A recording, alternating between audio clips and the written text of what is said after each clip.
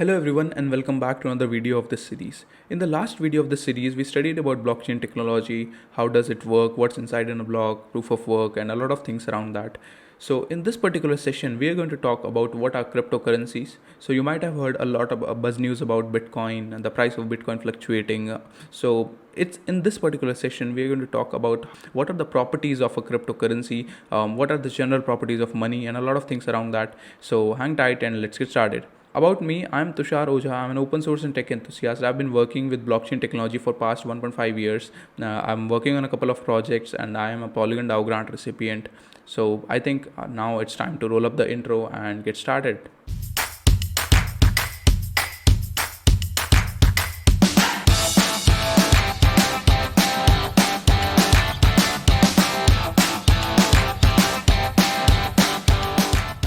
So if we talk about money in general, money should be portable, it should be durable, it should be divisible, uniform, and it should have a limited supply and it should be acceptable.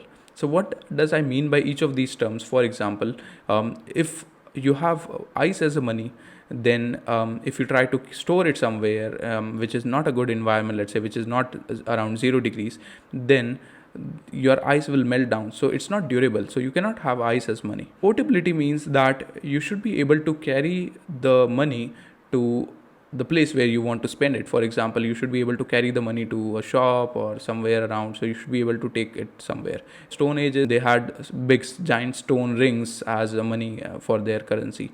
So that doesn't make any sense in this modern world, because you won't be able to carry that big of a stone to buy something. Let's say if you want to buy a pack of chips, you can't do that. The money should be divisible. So if I have a 2000 rupee note with me, I should be able to divide this 2000 rupee note into 10 200 rupee notes. So it should work like that. Another important thing is that money should be uniform. So if we both are having a 500 rupee note, so we should be able to exchange it. It should not matter that you have X serial number note and I have Y serial number note.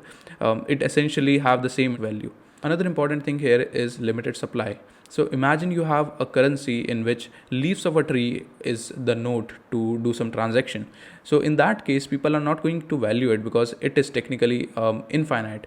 You can have a lot of leaves so that you can do some transaction, but it won't work because people are not going to value it. So there should be a limited supply by nature. So remember, in old times people had gold coins. The reason why they had gold coin, because gold is something for which you have to do a lot of work to mine from the earth, and then you have to shape it in a certain way, and plus gold in general have a very limited supply. So if something is having a very limited supply, then people can accept it as a currency of exchange. If you even try to create a currency, let's say you have a rare tree in your house and you use that tree's leaf for currency, if people are not accepting it, there's no means you can call it as a currency, because you cannot do a transaction with it. Why we are discussing all these things? Because when we are trying to create a cryptocurrency, our cryptocurrency should hold all these properties. If it is not holding these properties, people are not going to use it. So we have to make sure that our currency supports all of these things. Here comes Bitcoin. Bitcoin is a cryptocurrency, digital money designed to work as a medium of exchange through a computer network that is not relevant to any central authority such as government or bank to uphold or maintain it. So it's basically decentralized. It is a cryptocurrency. It's a currency which is backed by cryptography so that you can do some transactions. Bitcoin was not the first digital form of money. People tried to create digital form of money a long time ago, before 2008 as well. But Satoshi Nakamoto had the best implementation so far. It was decentralized in nature. It had a limited supply. It has something to back this money, and it also had solved the problem of double spend issue through blockchain technology. So let's talk about all of these one by one. So talking about the properties of money. So in properties of money, we discussed about all these things. So Bitcoin is durable. You have it digitally, so it doesn't go away. It's on blockchain technology. So whatever is written on the blockchain does not go away. It's portable, so it's basically on the internet. So you can take it anywhere. It's divisible up to 18 decimal points. So that is also amazing.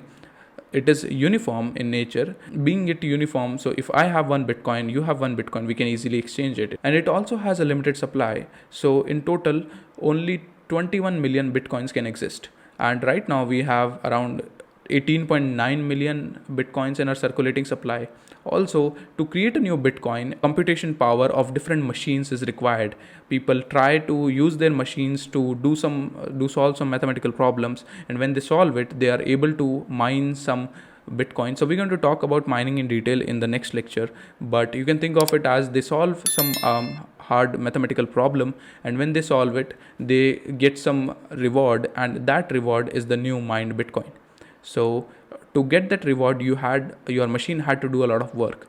So that makes sure that the limited supply have some backing to it. For example, I talked about gold. So people had to mine gold from the earth crust to get it and make a coin and then use it so that people can value it. In a similar way, for a digital currency, the digital power is required to mine a new Bitcoin. Now let's talk about the double spend issue. So imagine I have 100 rupees in my bank account. I sign a check stating that I have 100 rupees and I'm giving you, the shopkeeper, to get a pack of biscuits.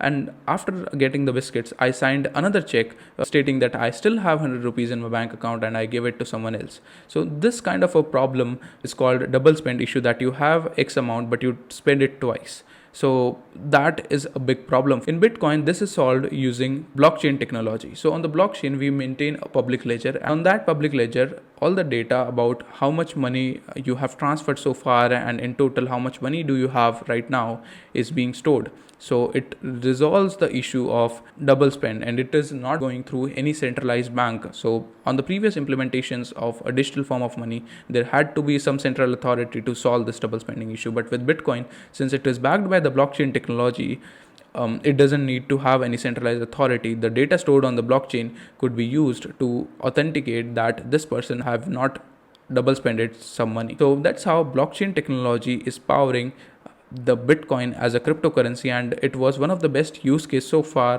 Congrats. That's it for this video. We talked about cryptocurrencies. We had a broad understanding about how does this work and why do people value these cryptocurrencies. And it's something like people say money is backed by gold. In a similar form, digital money is backed by digital power, right? In the next session, we're going to talk in detail about mining, that how does mining work, how do these miners get rewarded, how you can earn Bitcoin just by using your machine's computation power. So a lot of things going to discuss in the next session.